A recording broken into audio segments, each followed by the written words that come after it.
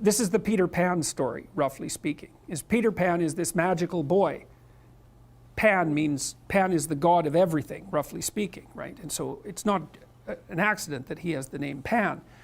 And he's the boy that won't grow up. And he's magical. Well, that's because children are magical. They can be anything. They're nothing but potential. And Peter Pan doesn't want to give that up. Why? Well, he's got some adults around him, but the main adult is Captain Hook. Well, who the hell wants to grow up to be Captain Hook? First of all, you've got a hook. Second, you're a tyrant. And third, you're chased by the dragon of chaos with a clock in its stomach, right? The crocodile. It's already got a piece of you. Well, that's what happens when you get older. Time has already got a piece of you.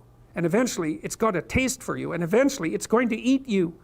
And so Hook is so traumatized by that he can't help but be a tyrant. And then Peter Pan looks at traumatized Hook and says, well, no, I'm not sacrificing my childhood for that. So that's fine, except he ends up king of the Lost Boys.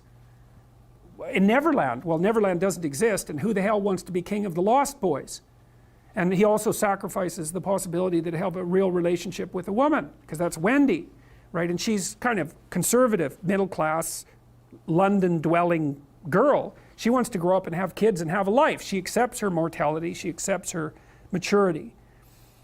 Peter Pan has to content himself with Tinkerbell. She doesn't even exist. She's like the fairy of porn. She doesn't exist. She's the substitute for the real thing. And so, but the dichotomy that you're talking about is very tricky, because there's a sacrificial element in maturation, right? You have to sacrifice the pluripotentiality of childhood for the actuality of a frame. And the question is, well, why would you do that? Well, one reason is it happens to you whether you do it or not.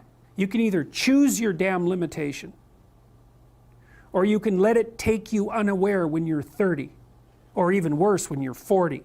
And then that is not a happy day. And I see people like this, and I think it's more and more common in our culture, because people can put off maturity without suffering an immediate penalty. But all that happens is the penalty accrues, and then when it finally hits, it just wallops you. Because when you're 25, you can be an idiot. It's no problem. Even when you're out in a job search, it's like, well, you don't have any experience and you're kind of clueless. It's yeah, you're young, it's no problem. That's what young people are like, but they're full of potential. Okay, well, now you're the same person at 30. It's like people aren't so thrilled about you at that point. It's like, what the hell have you been doing for the last 10 years? Well, I'm just as clueless as I was when I was 22. It's yeah, but you're not 22. You're an old infant, right? And that's an ugly thing, an old infant. So part of the reason you choose your damn sacrifice, because the sacrifice is inevitable, but at least you get to choose it. And then there's something that's even more complex than that in some sense, is that the problem with being a child is that all you are is potential, and it's really low resolution. You could be anything, but you're not anything.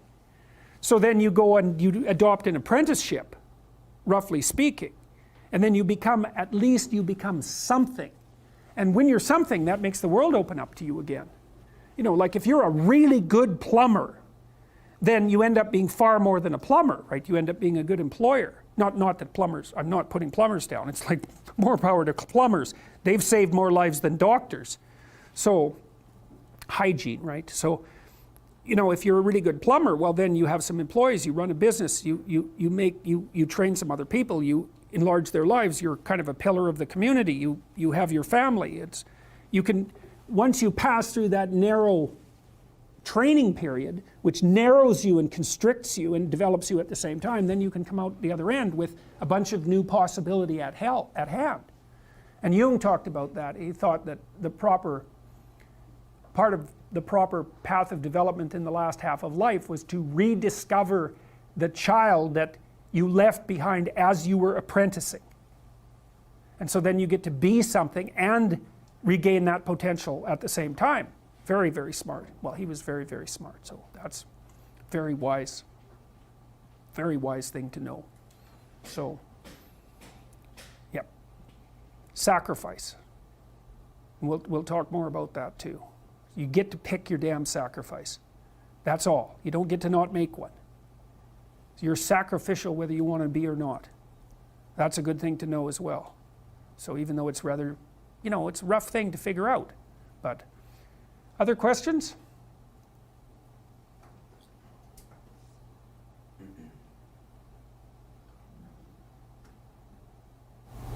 I have one if no one else. Okay.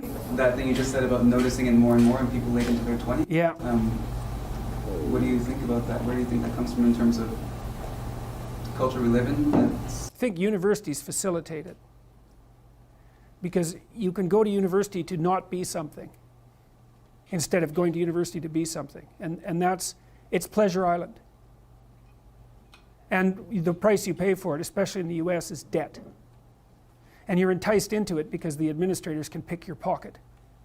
So they rob your future self while allowing you to pretend that you have an identity, right? Very nasty. And you can't declare bankruptcy with your student loans in the US. It's indentured servitude. And it's precisely Pleasure Island. It's exactly that. And so tuition fees have shot way out of control. And part of the reason that universities don't make more demands on their students and let them get away with all the things they let them get away with is because they're basically, why the hell would you chase them out? They're $100,000 or more. So they can do whatever they want as long as you get to sell them to the salt mines. Right.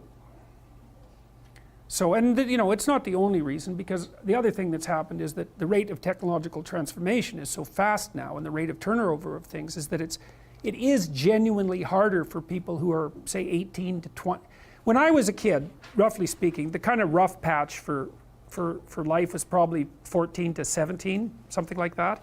Now I think it's 18 to 25, something like that. And I think the reason for that is that all the jobs that the bloody hippies complained about being doomed to in the 1960s have now disappeared. Their problem was, oh my God, I'm going to go have to work for a corporation and get a salary for the rest of my life, and then I'll just end up in it with a pension, and that'll be my whole life.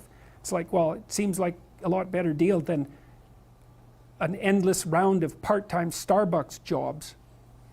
So, some of it is that. There's